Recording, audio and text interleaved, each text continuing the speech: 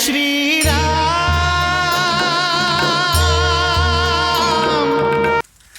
हमनी के तत्काल महासागर की ओर चले के चाहिए लक्ष्मण।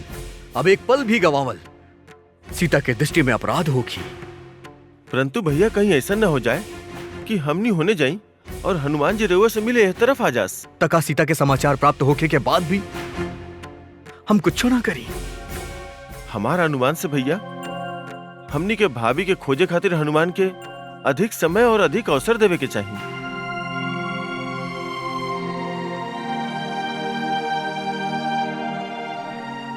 अवसर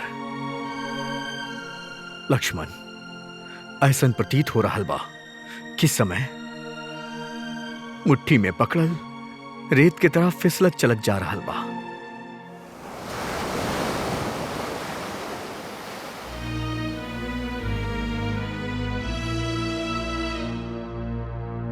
जामवंत जी, वो तपस्विनी ई तक कह देली कि हमनी के सीता मैया तक पहुंचे खातिर ए महासागर के पार करे के होखी। परंतु सीता माता बाड़ी कहाँ ये ना बतौली। हनुमान, सीता मैया ए महासागर के ओ पार बाड़ी, ए बात के जानकारी कम महत्वपूर्ण नहीं खे। और हमनी के संदेश वाहक भी प्रभु श्री राम के पास पहुंच गई लोकी। हाँ, सीता मैया के बारे में कोनो जानकारी मिलल बा। ई सुनते ही प्रभु के अशांत मन कुछ तो शांत भइल होखी।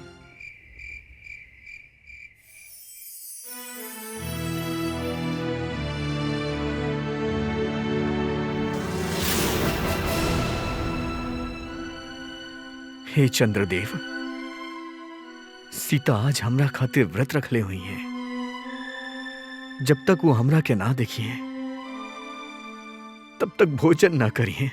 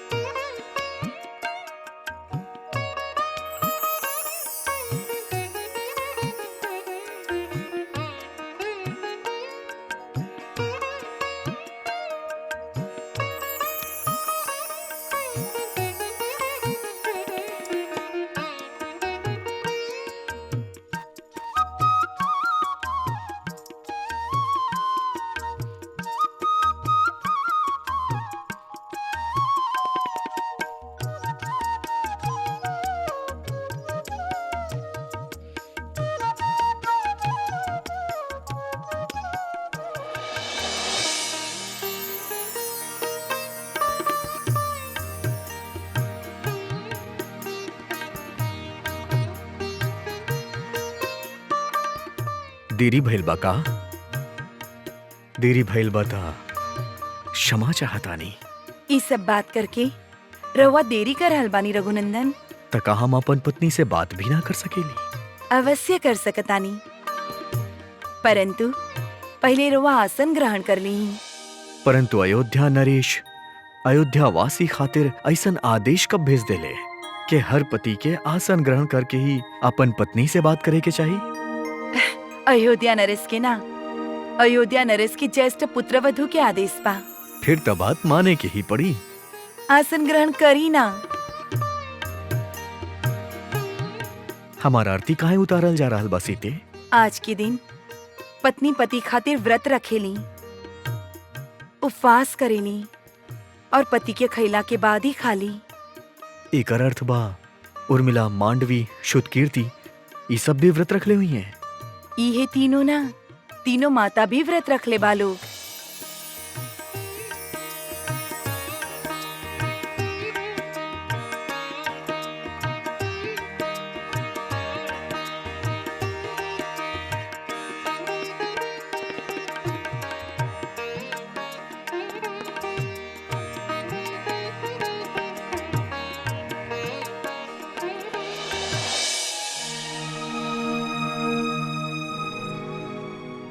सीते, पत्नी पति खातिर व्रत रखेली, उहे तरह पति भी पत्नी खातिर व्रत रख ले बा और पति तय कैले बा कि पत्नी के खाना खाए के बाद ही पति खाना खाई। परंतु पत्नी तो पति के खैला के बाद ही खाई। सीते, इ तो धर्म संकट बा। अब पहले खाना के खाई।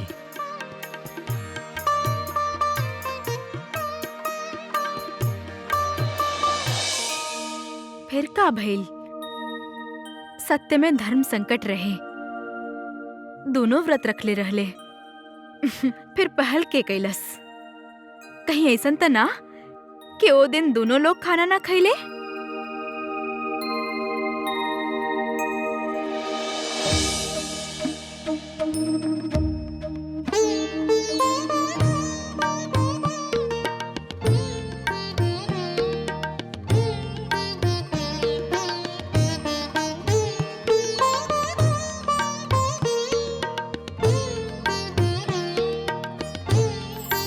तू हो आज व्रत रख ले बाड़ू सीता? हर पत्नी अपन पति के खुशी खातिर, आपन पति के दीर्घायु खातिर, आपन पति के उत्कर्ष खातिर व्रत रखेली। परंतु आज तहरा श्री राम के दर्शन त ना होखी ना? काहे ना होखी? हम चंद्रमा में ही उनकर दर्शन कर ले। स्वयंवर से पहले पहला बार मिथिला के वाटिका में जब रघुनंदन के दर्शन भइल रहे, तब भी हम मन ही मन उनका के आपन पति मान चुकल रही। तब भी रात के जब हमरा रघुनंदन की याद आवत रही, तब हम चंद्रमा में ही उनकर दर्शन कर लेत रही। हमार रउआ से प्रार्थना बा, कृपया रउआ सीता के हमार दर्शन करवा दी, ताकि सीता अपन व्रत छोड़ के भोजन कर सके।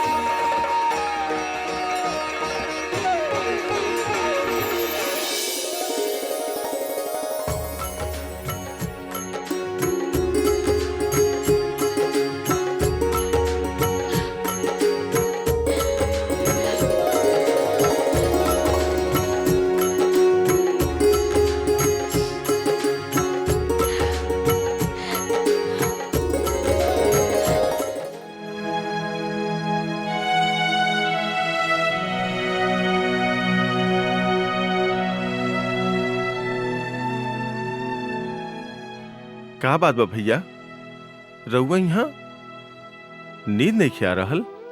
हमार नींद उड़ गईल बा लक्ष्मण। सीता के समाचार पाते ही हमार मन में विचार उठे लग रहल बा कि हनुमान जामवंत आदि सीता के खोज में कहां तक पहुंच गई हुई हैं।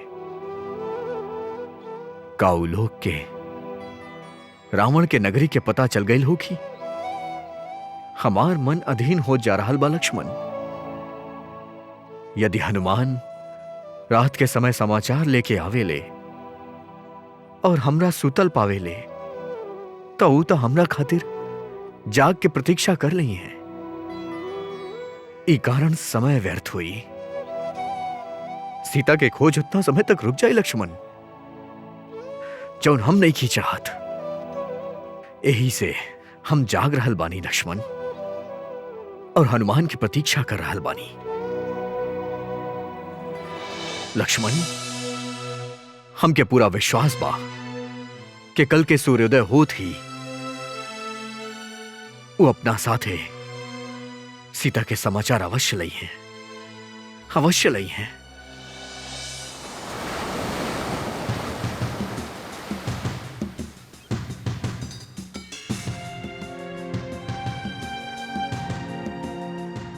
जामवन जी, कई योजन दूर तक फैलल ये समुद्र के कारण हमने के ओपार के कुछ दिखाई नहीं के दे रहल। सीता मैया कैसे दिखाई दी हैं? ऊ देखी।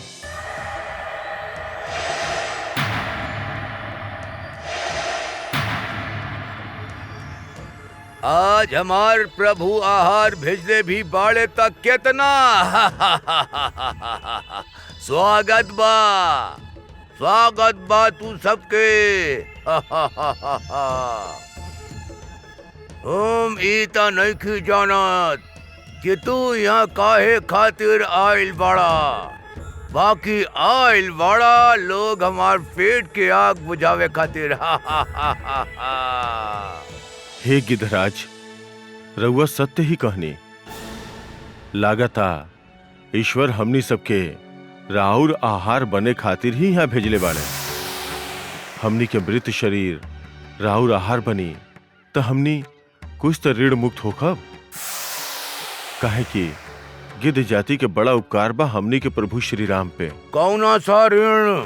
रउआ नहीं जानत, गिद्धराज जटायु सीता मैया के बचावे खातिर अपन प्राण दे देले।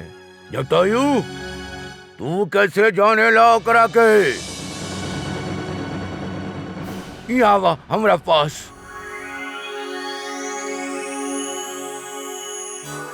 डरा मत, चल आवा, निर्भय होके चल आवा हमरा पास।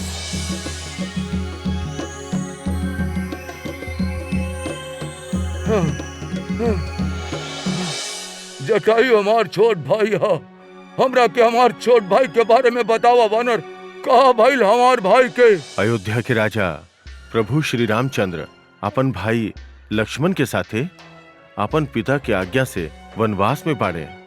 उनकर धर्मपत्नी के दुष्ट रावण से छुड़ावे खातिर वीर जटायु बड़ा वीरता और साहस के साथे युद्ध कैले, परंतु वो वीर गति के प्राप्त हो गईले। जटायु हमार भाई। स्वयं प्रभु श्री राम वहां पहुंच के पिता समान गिद्धराज के दाह संस्कार कैले। मरे से पहले वीर जटायु प्रभु श्री राम के बतैले कि दुष्ट रावण माता सीता के हरण करके ले गइल बा। हमार भाई, हम तार अंतिम दर्शन भी ना कर सकनी। वीर वानर, एक दिन ये बैठल बैठल हम दुष्ट रावण के आपन विमान पे एगो स्त्री के लेके जात देखले रही। अवश्य ही उस श्री राम के भारिया होखिए। हमरा पता ना रहे क्यों रावण हमार भाई के हत्यारा हा। राउर अनुमान सही बा पक्षीराज, निश्चय ही वो माता सीता रही। पक्षीराज, यदि रउआ कुछ और जानतानी त? जानता नहीं थी, परंतु जान सकीला। काहे के गिद्ध के दृष्टि अपार हो खेला।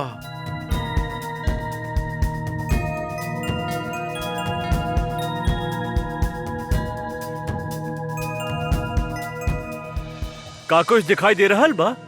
400 कोस के ए विशाल महासागर के पार त्रिकुट पर्वत पे सोना का एगो भव्य लंका नगरी बा, जहां रावण के राज्य बा। रावण सीता के उहे ले गइल बा। इस समय सीता माता अशोक वाटिका में निराश बैठल बाड़ी।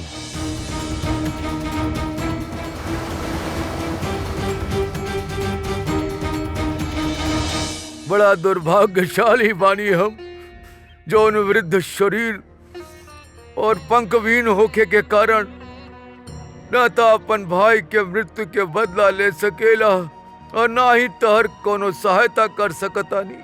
रहुआ हमने के देख के बता तो सकतानी कि हमने वहाँ कैसे पहुँच सकतानी। जे भी अपन बल और बुद्धि के सही प्रयोग करी वह ये महासागर के पार कर सकेला।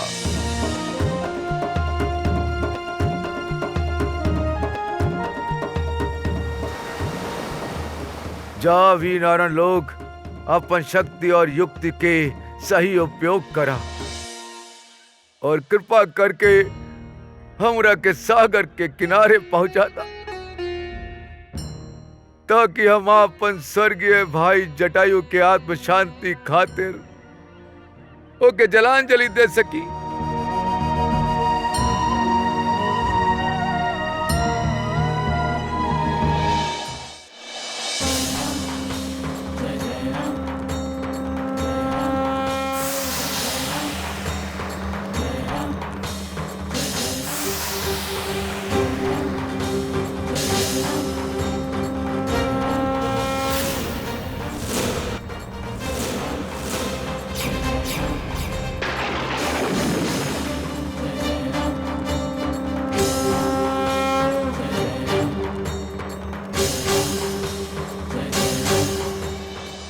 काबिल भैया रहुआ टंकार काहे कहनी? चेतावनी देवे खातिर।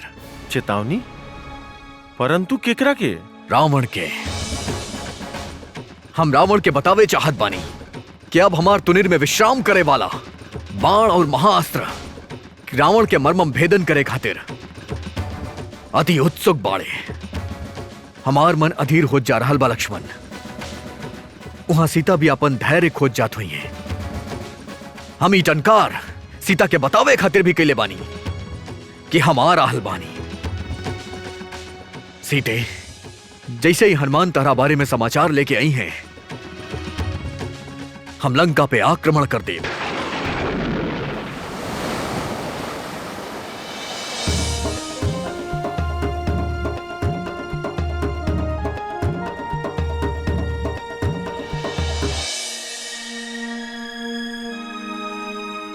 जामवंत जी, सीता मैया ए महासागर के ओ पार बाड़ी।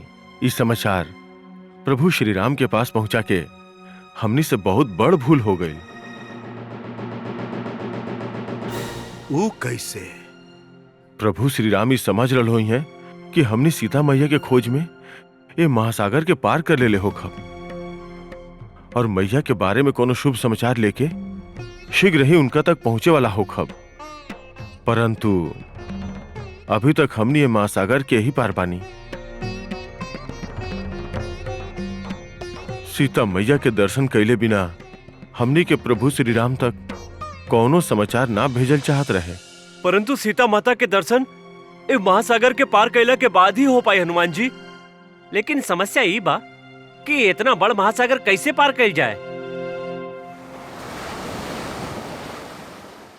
जामवंत जी, अब रउआ ही ये समस्या के समाधान करी, नाता हमनी प्रभु श्री राम के कहा मुंह दिखाई।